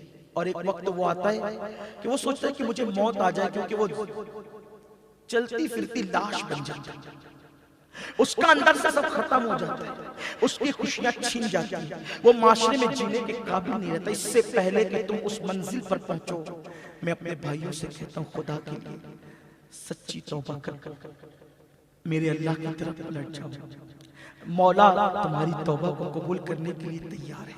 लौट जाओ उसकी तरफ, पलट जाओ उसकी तरफ, वरना याद रखना कभी नशे में माँ बाप का दिल दुखाओगे, बीवी का दिल दुखाओगे, बच्चों का दिल दुखाओगे, अंजाम क्या होगा। बयान किया जाता है एक काफिला अल्लाह के बरगजीदा बंदों का एक सफर में था। ऐसी हालत में असर की नमाज के बाद उन्होंने देखा कि एक कब्र फटी और उस कब्र से एक शख्स निकला जिसका सर गधे की तरह, और वो कब्र से निकला और उसने 3 मरतबा गधे की आवाज ढेचू ढेचू निकाली और चक्कर लगा करके फिर कब्र के अंदर चला गया। इन लोगों को हैरत थी, ये कोई कहानी किस्सा नहीं है, ये हजरात सहाबे किराम की बयान करदा हिकायत है। उसने गधे की तरह चिल्लाया और चिल्ला करके फिर कब्र के अंदर वापस चला गया। कब्र फिर बंद हो गई। उन लोगों ने सोचा अल्लाह के बरगजीदा बंदों ने कि ये कौन है, क्या माजरा है। तो देखा कि वहां पर एक बूढ़ी औरत चरखा काट रही थी। उसके पास गया, माई ये कब्र किसकी है? और ये कब्र वाला गधे की तरह चिल्ला के गधे की सूरत लेकर के निकला, बात क्या है? उस खातून ने रोते हुए कहा, मुझ कमनसीब माँ के बेटे की कब्र है। दरअसल वाकया ये है कि ये शराब पीता था, जब नशा करके आता था तो मैं कहती थी बेटा नशा मत कर, अल्लाह के रसूल ने मना फरमाया है। तो मुझे जवाब में कहता कि गधे की तरह क्या भौंकती रहती है, गधे की तरह क्या चिल्लाती रहती है। यही कहता था। जिस दिन से मरा है, असर के बाद इसकी तदफीन हुई है, उस दिन से लेकर आज तक इसके साथ यही किया जा रहा है। क्या हम अल्लाह के अज़ाब को बर्दाश्त कर सकते हैं? नहीं। अगर अल्लाह की पूरी मखलूक मिलकर किसी एक इंसान के एक गुनाह का वबाल अपने सर ले ले, तो सारे बंदे मिलकर भी एक गुनाह का अज़ाब उठाने की ताकत नहीं रखते, तो अपने हजारों करोड़ों गुनाहों का वबाल हम कैसे उठा सकेंगे? शराबी की सूरत कब्र में सूअर और बंदर की तरह हो जाती है। आज मुसलमानों की बस्तियों में कुछ नालायक और बदअंदेश लोग नशा आवर चीजें बेचते हैं ताकि उनको पैसे मिले। मैं उनसे कहता हूं मेरे भाइयों, लोग हलाल पैसा अपने साथ कब्र में नहीं ले जाएंगे, तुम हराम कमाई क्या कब्र में ले जाओगे?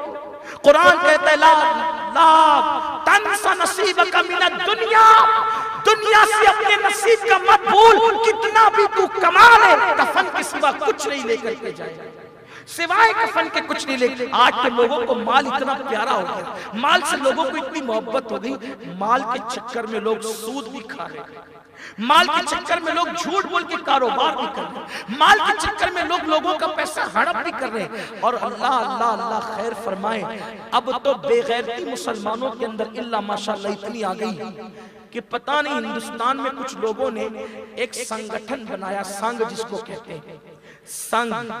वो ऐसा मनहूस संघ है कि पूरे मुल्क में मैं ये बात सुन रहा हूं कि वो सिर्फ औरतों को कर्जा देता है सूद पर, और पैसा लेने के लिए सिर्फ औरतों को बुलाते हैं। औरत को अकेले जाना पड़ता है, उसका शौहर उस रूम में उस कमरे में एंट्री नहीं कर सकता, अकेले जाना। मैं पूछता हूं मुसलमान तेरी गैरत कहां गई? कितनी बेगैरती हो गई मुसलमानों में। 15-16 हजार के लिए, 20-25 हजार के लिए मुसलमान अपनी बीवी को काफिर मर्दों की नशिस्त में अकेले भेज रहा है। और नादानों तुम्हारी गैरत कहां गई? अल्लाह के रसूल ने अल्लाह का घर जिसे काबा कहते हैं वहां मुस्लिम औरतों को अकेले जाने से मना किया। जब मुस्लिम औरतें काबे में अकेले नहीं जा सकती तो वो संघ में अकेले कैसे जा सकती है? चंद रुपयों का कर्जा लेने के लिए, और फिर वो भी सूद से। अल्लाह के रसूल अलैहिस्सलाम फरमाते हैं सल्लल्लाहु अलैहि वसल्लम, मेरे आका पर मेरे माँ बाप कुर्बान, हुजूर फरमाते जिसने सूद का एक लुकमा लिया गोया उसने अपनी माँ के साथ 36 मरतबा जिना किया। सूद ऐसे दलदल का नाम है, सूद ऐसे दलदल का नाम है। एक पैर अपनी मर्जी से रखोगे, दूसरा पैर खुद ब खुद चला जाएगा, उस दलदल में धंसते चले जाओगे। जल्दी से निकल नहीं सकते। मैं बड़े बड़े व्यापारियों को जानता हूं जो अरबोपति खरबोपति थे, जब उन्होंने बैंकों से कर्जा लेना शुरू किए, 4 दिन की चांदनी, और आज तो हाल ये है कि भीख मांगने पे मजबूर है। मेरे प्यारे आका अलैहिस्सलाम के प्यारे दीवानों, क्योंकि अल्लाह ने ऐलान कर दिया है हम सूद को हलाक करेंगे और तिजारत में बरकत अता करेंगे। तिजारत अगर चने बेचकर भी हो तो उसमें बरकत है, और सूद करोड़पति बना दे। अल्लाह के कलाम ने कह दिया, अल्लाह ने कह दिया, रसूलुल्लाह ने कह दिया कि सूद में तबाही है तो सूद में तबाही होकर रहेगी। सूद वालों को कभी बरकत नहीं हो सकती। और फिर मैं कहता हूं ये जरूरत क्यों पेश आई कि हम अपनी औरतों को 15-16 हजार के लिए काफी मर्दों के पास संघ के नाम पर भेजें। और बचत गट, आपके यहाँ बचत गट कहते हैं उसको, लानत है ऐसे बचत गट पर। अब मैं कहता हूं 3 बार पेट भर के क्यों खाते हो? एक बार खाओ और अपनी आबरू बचाओ, कनात पसंदी इख्तियार करो। और मैं तो ये कहता हूं आज की इस मजमे में अपने तमाम जवानों से, वो मर्द ही क्या है जो अपनी बीवी को पैसों के लिए बाहर करे? मर्दों को तो अपनी बाजुओं की ताकत से कमाना चाहिए। 8-8 घंटे व्हाट्सएप पे लगाते हो, रात के 3-3, 4-4 बजे तक फेसबुक पे बैठते हो, और अपनी औरतों को कर्जा मांगने के लिए वहां भेजते हो। नहीं, आप खुद निकलो कमाने के लिए।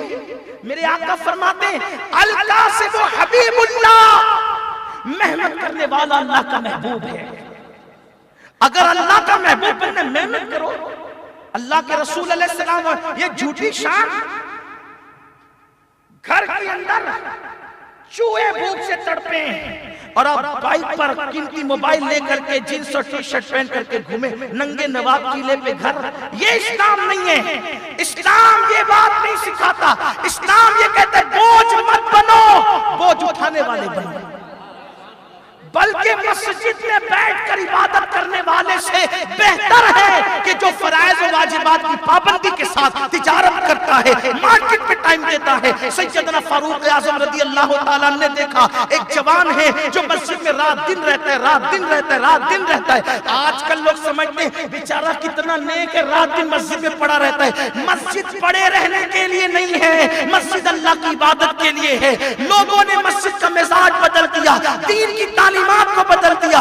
एक शख्स रात दिन मस्जिद में पड़ा है, अल्लाह अकबर। अगर मस्जिद में पड़े रहना ही इबादत होता सिर्फ, तो अल्लाह के रसूल कभी मस्जिद से बाहर नहीं निकलते। लेकिन हम देखते हैं हुजूर अजान के बाद मस्जिद में है, नमाज के बाद कभी हुजरे आयशा में है, कभी तिजारत की मंडी में है, कभी जंग के बदर में है, कभी ओहद में है, कभी खंदक में, कभी खैबर में है, कभी सुलह करा रहे हैं। बल्कि यहाँ तक देखा गया सुलह कराने में लेट हो गए तो हुजूर मस्जिद में देर से पहुंचते, लेकिन सुलह कराने में ताखीर नहीं करते। ये भी इस्लाम है। ये पूरे इस्लाम की तरफ लोग कब अमल करेंगे? फारूक आजम ने देखा कि एक शख्स रात दिन मस्जिद में पड़ा रहता है, जवान। पूछा कि ये तू रात दिन मस्जिद में पड़ा रहता है, तेरा घर कैसे चलता है? तेरा घर कैसे चलता है? कहा मेरा भाई सब मेरा बोझ उठाता है। फारूक आजम कहते हैं तुझसे बेहतर वो है, तुझसे बेहतर वो है, तू बोझ बनाए वो बोझ उठा। हम तिजारत करें, हम अपना टाइम तिजारत में लगाएं। आका ने फरमाया कासिब हबीबुल्लाह, बल्कि हुजूर अलैहि सलाम फजर की नमाज पढ़ा कर निकले। एक सहाबी तेजी के साथ मस्जिद छोड़ करके तिजारत की तरफ मंडी में जाने लगे।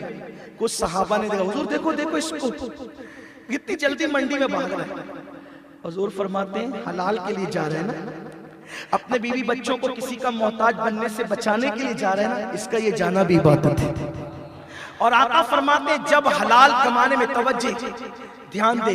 अपने जवानों से कहता हूँ मेहनत करो। हुजूर फरमाते हैं जो कमाने के लिए, हलाल कमाई के लिए जिल्लत की जगह पे खड़ा होता है, हलाल कमाने के लिए जिल्लत की जगह। आजकल के लड़के छोटे मोटे कारोबार नहीं करना चाहते, पहले दिन से वो बड़े कारोबार, छोटे से आदमी बड़ा होता है, छोटे से तरक्की होती है। हम अपने बाप दादाओं को देखते हैं तो वो अपनी कहानी सुनाते हैं कि हम तो पहले ये करते थे, हम तो पहले ये करते थे, आज तरक्की मिली ना। आजकल के छोटे सोचते हैं कि पहले ही दिन से कुर्सी मिलना चाहिए, पहले ही दिन से गले पे बैठना चाहिए, पहले ही दिन से नोट गिनना चाहिए। नहीं, कुरान कहता है फइन्ना मअल उसरि युस्रा, इन्ना मअल उसरि युस्रा। हर मुसीबत के बाद राहत है, और तहकीक बेशक हर मुसीबत के बाद डबल राहत है। मुसीबत उठाओ, मेहनत करो। आका फरमाते जिल्लत की जगह देखो, चोरी करना जिल्लत है, भीख मांगना जिल्लत है, किसी पे बोझ बनना जिल्लत है, नुक्कड़ पे कोई चीज खड़े होकर बेचना जिल्लत नहीं है। आका फरमाते हैं जो हलाल के लिए जिल्लत की जगह खड़ा होगा अल्लाह उसको इज्जत अता करेगा, अल्लाह उसको इज्जत अता करेगा। हुजूर अलैहिस्सलाम हजरत खदीजा का माल बेचने के लिए खुद गए। सिद्दीक अकबर कपड़ों की तिजारत खुद करते थे। हुजूर के सहाबा सब ताजिर थे, तिजारत करते थे। गौस पाक कपड़ों की तिजारत करते थे, इमाम आजम कपड़ों की तिजारत करते थे। ये लोगों के टुकड़ों पे पलने और भीख पे पलने का तसव्वुर बाद में आया है। अल्लाह का हर वली इतना मालदार था, हर वली की बात कर रहा हूं कि उनकी चौखट से गरीब पलते थे। वो किसी के टुकड़ों पे नहीं पलते थे, लोगों को अपने टुकड़ों पे पालते थे। इसीलिए वली किसी बादशाह की चौखट पे नहीं दिखता, बादशाह वली के दरवाजे पे नजर आता। फिक्र बदली है ना, ये छोड़ो गुनाहों का मामला, फैशन का मामला और ये जो वो तिजारत से जी चुराने का मामला नहीं, हलाल कमाओ, मेहनत करो। आप जानते हैं अंबियाए किराम ने, हजरत सैयदना मूसा अलैहिस्सलाम ने हजरत शुएब अलैहिस्सलाम की बकरियां चराई। नबी कभी चरवा नहीं हो सकता, लेकिन अंबियाए किराम को बकरियां इसलिए चरवाई जाती है उनसे ताकि बकरियों की तबीयत में बड़ा भोलापन होता है। नबी को चरवा नहीं कह सकते, इसलिए कि एक वो होता है जो चरवा होता है, लेकिन बादशाह अगर कभी किसी हिकमत के तहत बकरियां चरा ले एक दिन चंद दिन, तो उससे वो चरवा नहीं होगा, है ना। कोई आलिम अल्लाह अकबर अगर कभी झाड़ू दे दे तो झाड़ू देने वाला नहीं होगा, कभी उसने लगा दी है, उसका करम है। तो ऐसे ही अंबिया किराम से बकरियां चरवाई जाती है, इसलिए कि बकरियों में भोलापन होता है। कभी कभी वो ऐड करके बैठ जाती हैं तो चरवाहा उसे उठाता है, चलाता है। इतनी सारी बकरियां इधर भाग रही, उधर भाग रही, उधर भाग रही है, तो उसको कंट्रोल करता है वो चरवाहा, निगहबानी करता है। अंबिया किराम से बकरियां इसलिए चरवाई जाती है कि इन भोली भाली बकरियों को संभालो ताकि उम्मत को संभाल सके, कवर कर सके। देखे ना, हुजूर अलैहिस्सलाम ने भी हजरत हलीमा सादिया की बकरियां चराई, शौक से चराई, ज़ौक से चराई, क्योंकि अंबिया किराम ने की सुन्नत है कभी आप भी चरा लें। देखे चंद बकरियों को ले जाकर जंगल में ले जाकर के देखे फिर क्या होता है, तब पता चलेगा संभालना कितना मुश्किल होता है। अल्लाह अकबर। तो बात ये कहने चला था, जिल्लत की जगह खड़े हो जाओ, कोई टेंशन की बात नहीं। आप देखिए अब्दुल अजीज दब्बाग अपने वक्त के सैयदुस सूफिया है। दब्बाग क्यों कहलाए पता है? दब्बाग इसलिए कि वो चमड़े का कारोबार करते थे। इमाम गजाली को गजाली इसलिए कहते हैं कि वो सूद का उनके खानदान में कारोबार था। सूद, सूद समझ, सूद नहीं ब्याज नहीं, सूद। आप अपने यहाँ क्या, धागा, धागा, सूद, उसका कारोबार था उनका। और आपने सुना सरकार गौसुल आजम दस्तगीर का कपड़े का कारोबार था। आइए आखिरी बात बस करते हैं, गुफ्तगू तमाम करते हैं। कमाओ। अल्लाह के रसूल अलैहि सलाम ने यहां तक फरमाया कि अपनी मफ़हूम हदीस तिजोरियों का माल निकाल के मार्केट में लगाओ, क्योंकि गुर्बत कभी कभी इंसान को कुफ्र तक ले जाती है। जिस दिन तुम गरीब हो जाओगे ईमान बचाना आसान नहीं रहेगा। दुनिया में मंसूबे बन चुके हैं हमें गरीब बनना, खुद मालदार बनो। मालदार बनना ऐब नहीं, ये जबरदस्ती की ठोकम ठाक है कि हुजूर बड़े गरीब थे, हुजूर को गरीब कहना हराम है। उलमा की मौजूदगी में जिम्मेदारी के साथ कह रहा हूँ, हुजूर को गरीब कहना हराम है। और बेअदबी की नियत से कहेगा तो काफिर हो जाएगा, तहकीर की नियत से कहेगा तो काफिर हो जाएगा। हुजूर गरीब नहीं थे। मेरे इमाम कहते हैं आसमां खान, जमीन खान, जमाना मेहमान, साहिबे खाना, लक़ब किसका है? तेरा तेरा। हुजूर ने अगर पेट पे पत्थर बांधे हैं तो ये हुजूर की इख्तियारी मामला था हुजूर का, वरना हुजूर गरीब नहीं थे। हुजूर की लाखों की आमदनी थी। ये और बात थी कि सुबह आती थी आमदनी और शाम तक के हुजूर सब खैरात कर देते थे, ये अलग बात है। याद रखना, गरीब मत बनो, मालदार बनो, लेकिन हराम से नहीं। बचत गट से कभी तुम मालदार नहीं बन सकते। सूदी कारोबार से कभी तुम मालदार नहीं बन सकते। देखो, फज्र की नमाज पढ़ो, रात को जल्दी सो, अगर कोई काम नहीं है तो जल्दी सो जाओ, सुबह उठो फजर पढ़ो और कारोबार के लिए निकलो। देखो अल्लाह कितनी बरकत है। कर्जा है ना, तंगदस्ती है, 100 मरतबा फजर की नमाज के बाद सुबहान अल्लाह व बिहम्दिही सुबहान अल्लाहिल अज़ीम व बिहम्दिही अस्तगफिरुल्लाह पढ़ो। अगर उहुद पहाड़ के बराबर कर्जा होगा तो भी अदा हो जाएगा। क्योंकि सुबह को फरिश्ते जब रोजी तक, अच्छा रोजी फरिश्ते तकसीम कब करते पता है? दिन के 12 बजे नहीं, सुबह फजर के वक्त। और तुम्हारे और हमारे दरवाजे बंद रहते हैं और सोते पड़े रहते हैं, बल्कि माजरत के साथ बुरा लगे तो माफ करना, नापाकी में सोते पड़े रहते हैं। कहां से बरकत होगी, कहां से खैर होगा, कहां से रहमतों का नुज़ूल होगा? हुजूर तो फरमाते हैं जिस घर में जुनबी हो, नापाक आदमी और कुत्ता हो, उस घर में रहमत के फरिश्ते नहीं आते। जब रहमत के फरिश्ते नहीं आएंगे तो बरकत कहां से होगी? 3 बजे रात तक जाग रहे और दिन में देर तक के जबरदस्ती सो रहे। क्यों? उठो ना, निकलो, तिजारत करो। और सिर्फ खुद मत करो, आसपास के जो नौजवान लड़के हौसला रखते हैं तिजारत करने का, उनको उठाओ। सिर्फ खुद ही मालदार मत बनो, उनकी ज़हन साजी करो, उनके जहनों को तैयार करो कि वो मालदार बने, उनको तालीम की तरफ राग़िब करो। कब तक के भीख मांगोगे? भीख मांगने थोड़ी आए थे हम, लोगों को भीख देने आए थे। मुझे कोई एक हदीस ऐसी आप बता दे, छोटा सा तालिब इल्म हदीस का, बहुत पढ़ा लिखा नहीं, किसी हदीस में ये लिखा हो कि ज़कात मांगो, किसी हदीस में ज़कात मांगने का तस्करा आया हो तो आप मुझे बता दो, या किसी आयत में ज़कात मांगने का हुक्म दिया गया तो आप बता दो। हर जगह ज़कात देने का तस्करा है, मांगने का तस्करा कहीं नहीं है। इसका मतलब देने का तसव्वुर है, मांगने का तसव्वुर इस्लाम में नहीं है। और हम मांग रहे हैं, भीख मांग रहे हैं। हमारी बेटियां सिग्नलों पे बुर्का पहन के भीख मांग रही है, बल्कि अब तो हालात ये गुर्बत की वजह से कौम की बेटियां, मुसलमानों की बेटियां पूरी दुनिया में लौजों में बिक रही हैं। एक भाई को शर्म आनी चाहिए, वो झूठी शान लेकर के पूरी दुनिया में फिरता है और उसके घर के अंदर फाका कशी हो रही है। अल्लाह के रसूल अलैहि सलाम फरमाते हैं जो अपने घर वालों के मुंह में हलाल का लुकमा डाले, वो एक लुकमा सिर्फ हलाल का लुकमा डालने से मुराद नहीं कि अपने हाथ से खिलाए, यानी कमा करके दे के हलाल लुकमा एक उसके घर का कोई फर्द खाए, वो एक लुकमे की बरकत से उसके और जहन्नम के दरमियान 70 साल का फासला पैदा हो जाता है। आका फरमाते हैं जब तुम हलाल कमाने में पसीना निकलता है, पसीना, तो पसीने का हर कतरा तुम्हारे गुनाह को लेकर के टपकता है। हलाल कमाओ, मेहनत करो, और अल्लाह ने देने का वादा किया, अल्लाह ने देने का, तुम निकलो, मेहनत करो, अल्लाह ने मेहनत में बरकत रखी है। वो आखिरी बात पढ़ देता हूँ, मुझे बहुत पसंद है ये बात, शायद कभी मैंने पढ़ा भी हो आपके यहाँ या मुझे नहीं याद है, लेकिन पढ़ देता हूँ आप ज़ौक़ के लिए, शौक के लिए, आपके शौक को उभारने के लिए। और आपसे ये कहता हूँ ना, नौकरी मत करो, तिजारत करो। मैंने कहा ना, चाहे चने बेचने की तिजारत करो, मगर तिजारत करो।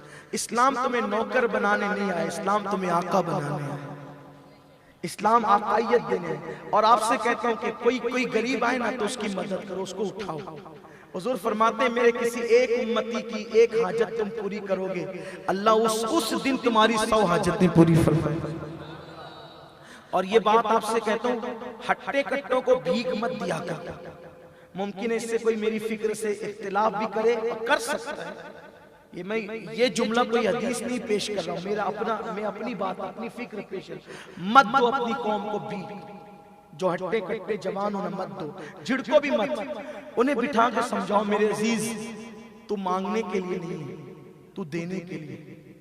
और हर कोई इंसान को अल्लाह ने बेकार पैदा नहीं किया, ये बात ख्याल रखना। हर इंसान में गट्स है, सलाहियत है। अल्लाह ने किसी को बगैर सलाहियत के पैदा नहीं किया। अल्लाह ने हर मखलूक को एक मकसद के लिए पैदा किया। चूंटी भी खुदा पैदा करता है ना, तो उसको इतना शऊर देता है कि चूंटियां, आप तहकीक करें, आज तो तहकीक का दौर है, चूंटियां वो जानती है ना कि जो बारिश के दिन होंगे मैं बाहर निकलूंगी तो मर जाऊंगी, तो चूंटियां बारिश का मौसम आने से पहले 4 महीने की गिजा अपनी बिलों में स्टॉक कर लेती है कि मैंने मर तो नहीं जाना है बारिश। वो कौन है जो चूंटी के अंदर इतना हौसला देता है?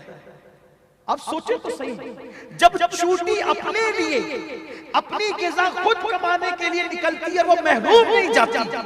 ख्याल रखना, अगर टाइम नहीं हो गया तो मैं बोलना चाहता हूँ थोड़ा सा अपने जवानों के लिए, बहुत ध्यान देना, दिल का दर्द लेकर आया हूँ। मैं चाहता हूँ ये मजमे में जितने लोग हैं, अगर आज तक उन्होंने जो है वो तिजारत नहीं की तो निकले, अल्लाह के भरोसे पे निकले, और तिजारत में कभी नुकसान नहीं होगा। वो तरीका भी आज आपको बताकर जाना चाहता हूँ, कभी नुकसान नहीं होगा तिजारत में। चूटियां, जब एक चूटी, नन्ही सी चूटी जिसको फूंक दो तो वो उड़ जाए, जब उसको अल्लाह ताला निकलने के बाद महरूम नहीं करता, और वो जब लौटती है तो और फिर अकेले नहीं, वो चूंटी अपनी पूरी जमात के साथ, अपनी पूरी बिरादरी के साथ, अपनी पूरी फैमिली के साथ निकलती है और तरतीब के साथ वो चलती है। अल्लाह अकबर।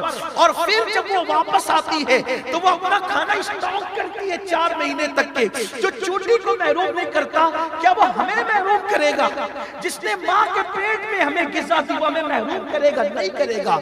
लेकिन निकलो, मेहनत करो, घरों में बैठकर नुक्कड़ों पे बैठकर फजूल बातें करते हो, रात के 3-3 बजे तक के गलत बातें करते रहते हो। आखिर इससे निकलो, जल्दी सो, जल्दी उठो, एक जिंदगी का मकसद बनाओ। अगर नई दीन में ज्यादा तरक्की कर सकते, अरे सिर्फ फराइज वाजिबात की पाबंदी करो, दुनिया ही में तरक्की कर लो यार, दुनिया ही को कामयाब बना लो। इसलिए कि चले ठीक है, नवाफिल की कसरत न कर सकोगे, क्योंकि हमारा अहले सुन्नत का मसलक है, हम नमाज पढ़ने वालों को सिर्फ दीनदार नहीं समझते। फराइज वाजिबात की पाबंदी के साथ अगर कोई तिजारत की मंडी में खड़ा है तब उसको भी दीनदार समझते, वो भी दीनदार है, वो भी इबादत गुजार है, क्योंकि वो अपनी फैमिली को, अपने घर वालों को हराम से बचाने के लिए, मुहताजी से बचाने के लिए आया। देखो, तिजारत में नुकसान कब होता है? झूठ बोलते हो तो, झूठी कस्में खाते हो तो, और इस्लाम पे अमल नहीं करते हो तो तिजारत में कभी नुकसान नहीं होगा। नुकसान अगर थोड़ा होगा तो बहुत फायदा होगा। एक छोटा सा फलसफा, तिजारत में हमेशा तरक्की कैसे होगी? देखिए, कभी आप एक बाग में जाना, बाग में, और जाकर के देखना सुबह के टाइम आपको चिड़ियों की मखसूस चू चू की एक साथ आवाज आएगी, इज्तिमाई आवाज, चू चू chill chill chill chill chill सब एक साथ आती है। लेकिन वो आवाज दोपहर सूरज निकलने के बाद खत्म हो जाती है। वो आवाज सूरज निकलने के बाद खत्म हो जाती है। फिर शाम को जाओगे तो फिर वही आवाज आएगी। क्यों? इसलिए कि चिड़िया, परिंदे जब नींद से उठते हैं, और एक खास बात, परिंदे सोते कहां हैं? परिंदे सोते कहां हैं? अगर हम हाथ में मोबाइल लेके सो जाए तो मोबाइल अपने हाथ से छूट जाता है। वो परिंदे जिसका वजन 1 छटाक भी होता है और 1 किलो भी होता है, वो झाड़ की एक नन्ही सी डंकाल पर सोते हैं, एक नन्ही सी डंकाल पर पूरी रात गुजार देते हैं। वो डंकाल टूटती क्यों नहीं? वो परिंदा गिरता क्यों नहीं?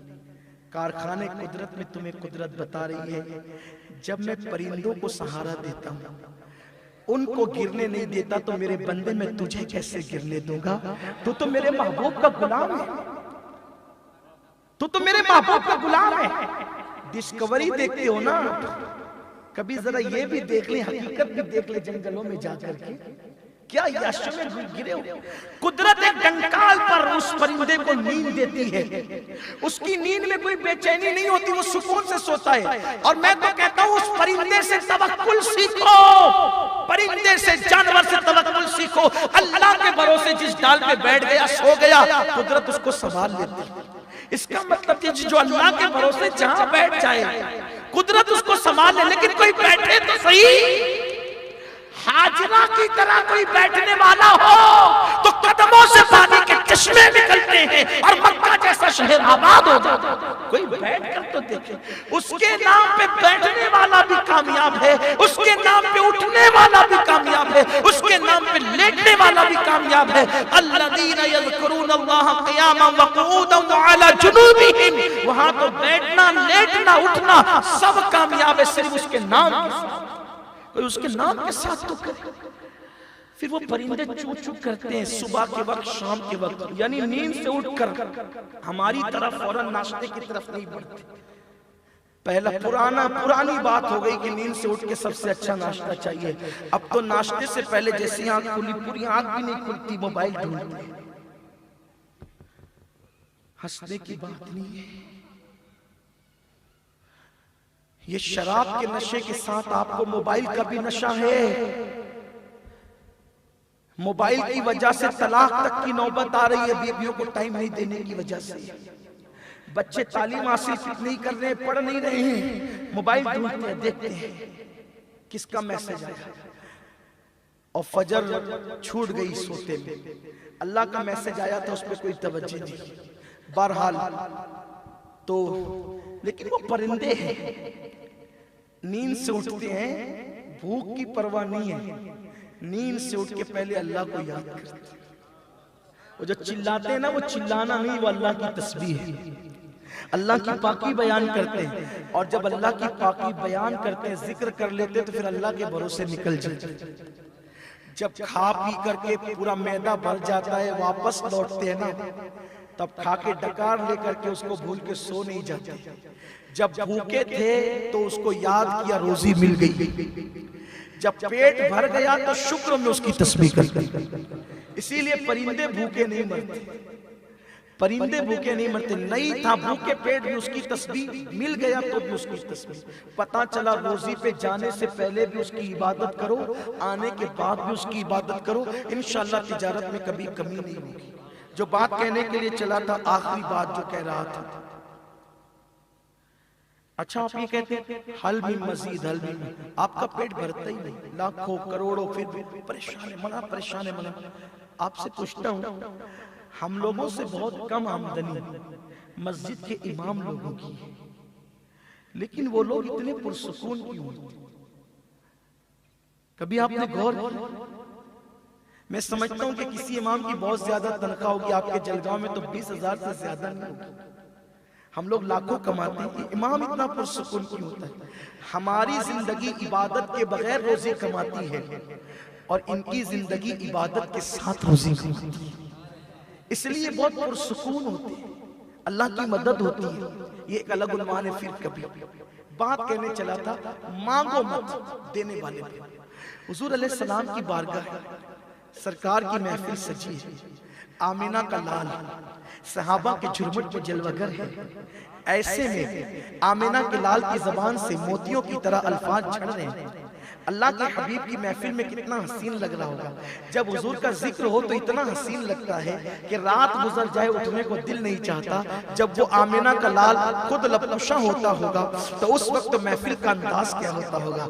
ऐसा लगता है रहमत इलाही वहाँ बलाए ले रही हो, रहमत इलाही का छमछम नुज़ुल हो रहा हो, अर्श नशी भी उस महफिल को रश्क की नजर से देख रहे हो कि आमीना का लाल सहाबा के झुरमुट में जलवगर है।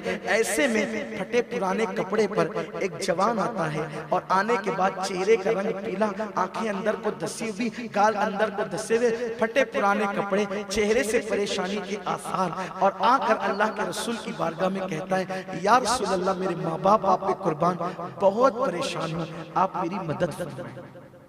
ये करीम रसूल जिसने कभी किसी को ना नहीं कहा, ये सिर्फ भीख देने नहीं आए थे बल्कि जिंदगी के उसूल देने भी आए थे। ध्यान से सुनना मेरी कौम के जवानों, कभी आपके साथ भी ऐसा हो सकता है। अल्लाह के हबीब अपने अल्फाज के जामे में इस तारीखी वाक़े को पेश कर रहा हूँ। वो जवान कहता है, बहुत परेशान हूँ, मेरी मदद फरमाए। अल्लाह के रसूल अलैहिस्सलाम फरमाते हैं, तेरे घर में कुछ है, दिया नहीं, कुछ बज़ाहिर दिया नहीं, तेरे घर में कुछ है। हुजूर कुछ नहीं है, एक लकड़े का प्याला है। सरकार ने कहा लेकर आ। क्या गैरत सिखाई आमीना के लाल ने, कायनात के ताजदार ने, वालिए कौनैन ने। सरकार ने कहा लेकर आ। लकड़े का प्याला वो लेकर आए। सरकार ने अपने गोरे गोरे खूबसूरत हाथों में लिया और लेकर के फरमाया, कौन है जो इसे खरीदता है?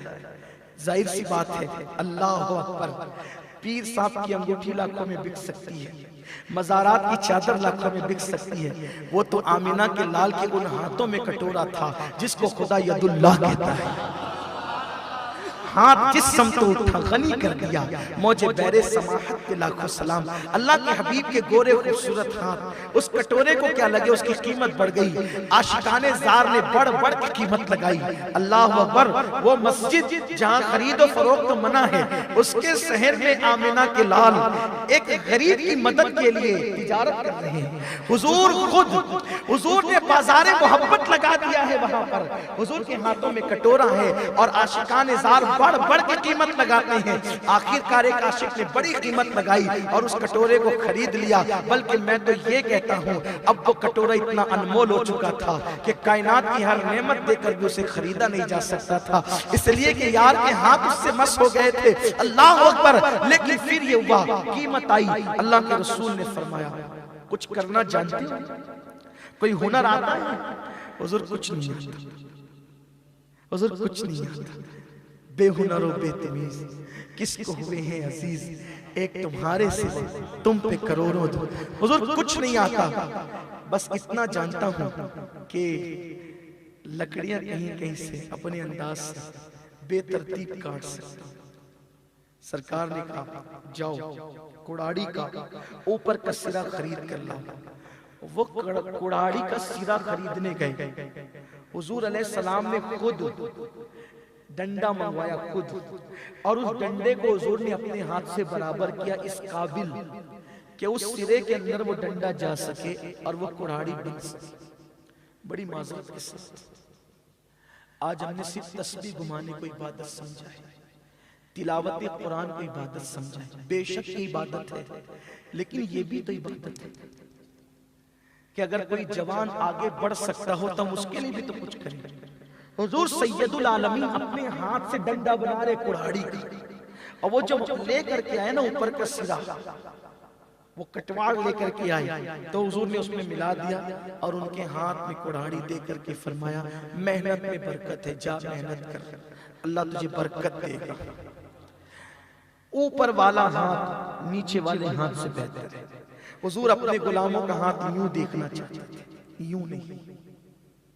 मत करो यूं मत करो, इसलिए कि अल्लाह के रसूल फरमाते हैं, जो एक बार यूं करता है ना, अल्लाह उस पर 70 दरवाजे यूं करने के खोल देता है। जो एक बार मांगता है उस पे मांगने के 70 दरवाजे खोल दिए जाते हैं।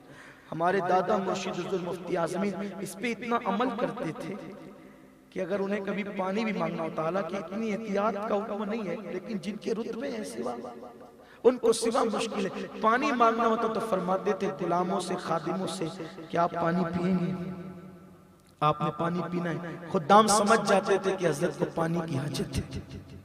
इतनी एहतियात। अल्लाह के रसूल ने अपनी जमीन पर जो कोड़ा गिर जाता था, वो भी हुजूर किसी से मांगते नहीं थे, खुद सवारी से नीचे उतर के खुद उठाते थे।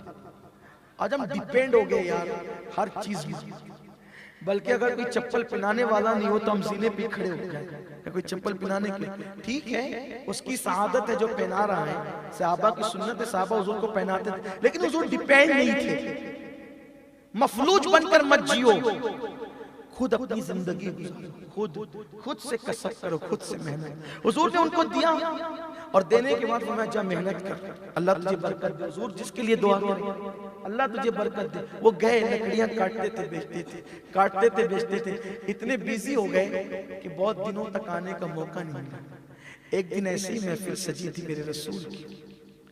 अब वो आने वाला जवान आया, चेहरे का पीला रंग अब सुर्ख हो चुका था, अंदर की आंखें नरगिस की तरह खिल रही थी, और कपड़े भी कुछ ठीक ठाक बदन पर थे और हाथ में कुछ और भी था।